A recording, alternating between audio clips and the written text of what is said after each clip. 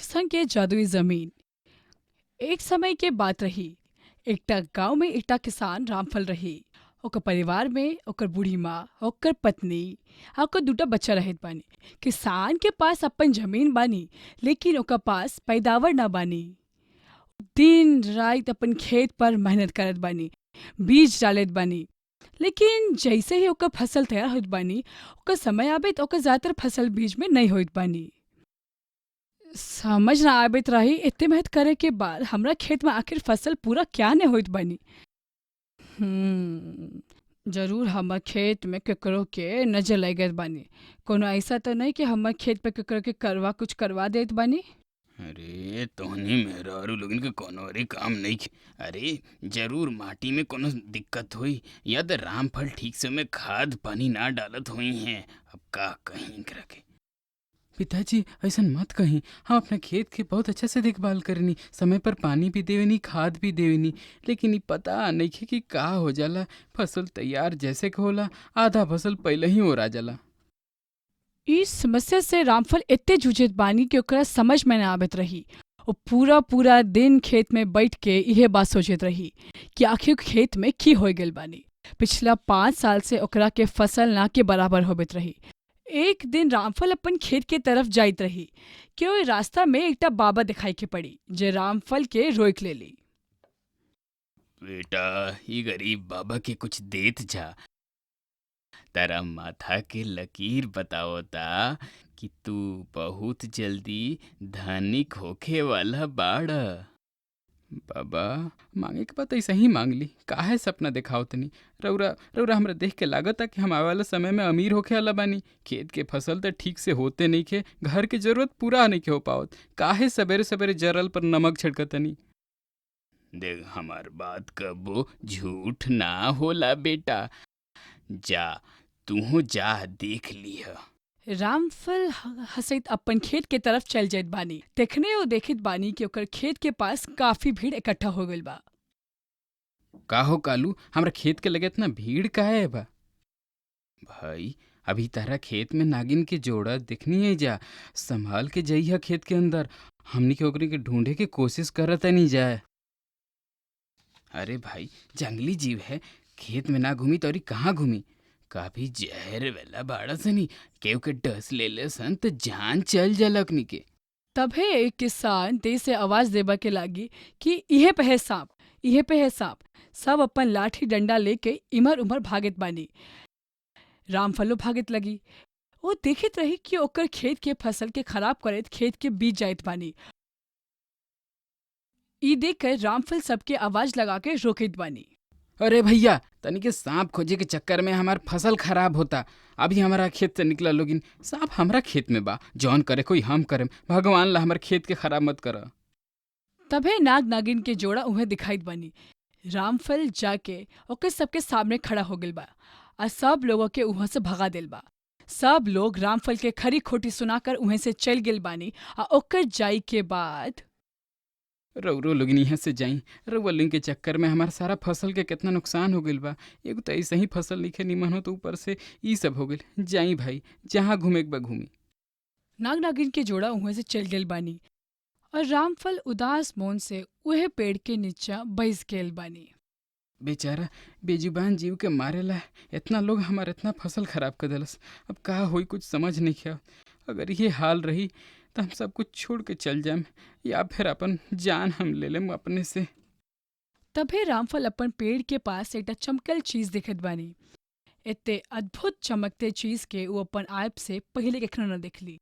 ओकर हाथ में उठा के ओकर अंदर एक चमकल चीज बानी, जेकर अंदर दुनिया दिखाइत बानी। अभी कौन चीज है, कितना चमकीला अद्भुत। अरे ये तो बड़ी गरम भी बटे। तभे रामफल दिखत बानी कि सरसराहट की आवाज के साथ और नाग नागिन के जोड़ा ओकर पास आबित बानी। और अचानक से वो दुन्नु इंसान के रूप में बन गेल बानी।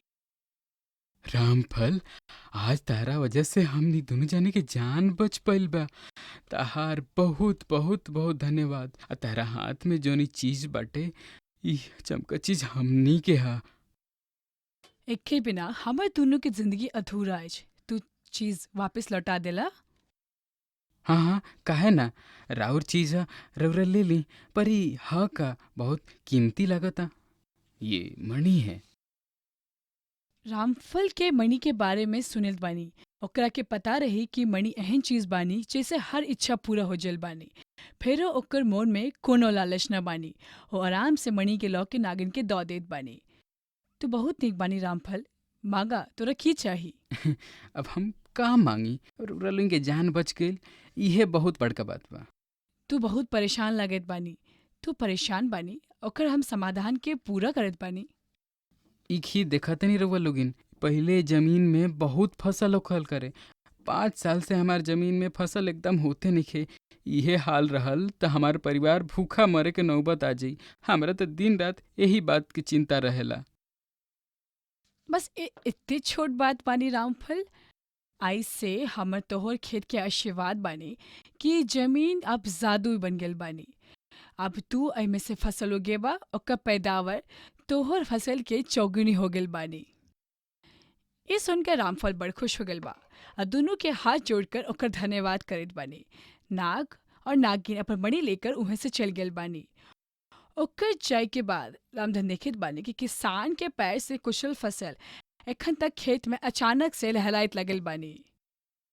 रामफल भागल भागल घर चल गए बानी और उ सारा बात अपन माँ पिताजी और अपन पति सविता से कहल बानी। मला ऐसन कबो भइल बाटे का खाली सुन ले रहनी है जा। तू रामफल इतना चिंता में बाड़ा कि दिनों में भी सपना देखे लगला। की पता रामफल सच कहत बानी। अगर एहन बानी तो हम भगवान के प्रसाद चढ़ाइत बानी। हम तो खुशी खुशी रउरा लोगन की बात बतावे भागल भागल आईनी, और रउरा लोगिन हमरा बात पर विश्वासे नहीं करत। हो सकल बा बाबा ई सही कहत बानी। अपना के को सपना देखत बानी आ हो सकल बानी कि फसल काटा में 1 महीना बाकी बानी। सच पता चल जेत बानी, लेकिन बच्चा के आबा के बाद ई सब ना कही। ओसा सबटा गांव में ढिंढोरा पीट देल बा। अगर ऐसा कुछ बानी तो फिर बड़ जंग हंसी होई। हमरा तो लागता रोलिंग के हमरा ऊपर विश्वासे नहीं। लोग सही कहेला, जब बुरा वक्त आवेला तो सबसे पहले अपने लोग साथ छोड़ेला। हम झूठ नहीं कहत, नाग नागिन खुद हमरा आगे आके ई बात बतैले। 1 महीना बाद रोलिंग के सब लोग जाई, फिर दूध का दूध पानी के पानी हो जाई। घर में राम फैसल की बात सबके केकरो यकीन न हो। सबके लागल बानी कि जरूर कोनो सपना देखत बानी, क्या कि काफी दिन से बहुत परेशान बानी। तभे रामफल के दुन्नू बच्चा भागल भागल आइत बानी। बाबा के गला लगा कर फरमाइश करत लागल बानी। बाबा, ई पड़ोस के हमर सहेली मीनू रहत बानी ना, ओकर के बहुत सुंदर गुड़िया ला कर के दई। हमरो के बोलत रही कि हमरो के बटन लगल बानी, जैसे कि ओकरा के दबाइत बानी ओकरा में से एकटा गुड़िया के किस बाजे के लागी। हमरो के है गुड़िया के चाही बाबा। हमरो ले गुड़िया है लौके आई ना बाबा। और तू देखले रहलू ओकर बाबूजी ओकर ला कितना सुंदर जूता लेके अइनी। बाबा, हमने कैसन जूता चाही बाबा। ठीक बा बच्चा, तैयार रह लोगिन। फसल तैयार हुई ओकरा बाद सब तोनी के पसंद की चीज देम। पक्का वादा ना बाबा। बिल्कुल पक्का वादा।